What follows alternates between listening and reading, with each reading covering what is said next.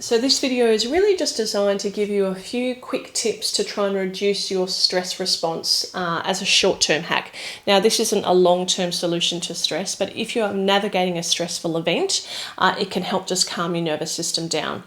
So we all know that the stress response is your own body's response to perceived threat. So if you see something threatening coming towards you, you have a stress response, which is like a button that goes off in your brain, sends a reaction down to your body to start elevating your heart rate, making your muscles tight. It stops your digestive system working well, and it just makes you ready to run or fight or flight.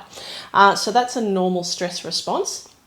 And the first stress response reduction tip that I'll give you is to ask yourself the question very simply, is my stress response benefiting me right now? So what I mean by that is if someone's coming at you with a knife, or if you're seeing a kid about to run across the road and potentially be hit by a car, your brain will detect this is a problem, press the stress button, set off a cascade reaction, getting you ready to run, to catch the child or run away from the would-be attacker. And in that circumstance, your stress response is actually really useful. So stress is not a bad thing necessarily.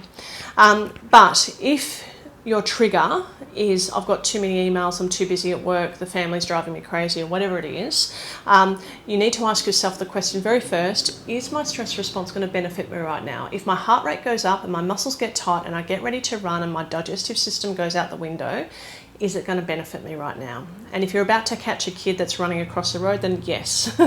If you've got too many emails, it's probably not going to help. So the first quick reduction hack is just asking the question, is it going to benefit me? And if it's not, your brain has a chance to calm down, because really it's just doing its best to try and help you. The next quick stress reduction tip is to slow your breathing. So if you can inhale for 2 or 3 and create a slow, long exhalation, so a longer exhalation, lengthening the exhalation can help calm the nervous system, as can allowing the top part of the belly to soften. So if you just let your belly hang out for a moment, as you inhale, let the belly expand and make the exhale just a little bit longer, that can actually work to calm the neural system, which can just kind of calm down the stress response that you're experiencing. So asking, will my stress response benefit me right now? Longer exhalations. Soften the belly and allow the belly to expand with an in-breath. They're 3 really nice, easy tips that you can use to start calming the stress response. The other way to calm the stress response is to start to see all sides. So simply asking the question, am I actually seeing this clearly? Am I being objective right now? Could there be other things going on? Because often the stress response is our quick jump to a conclusion which may not actually be valid. So is it benefiting me? Long exhalations, soften the belly, ask yourself, am I seeing all sides clearly here, or am I jumping to conclusions? The last very helpful tip is to pause before you act. So there's a part of your brain that helps govern everything, your executive center, and it's a little bit slower than your reactive protection center in the back of your brain. So your reactive protection center doesn't see things very accurately and often reacts very quickly.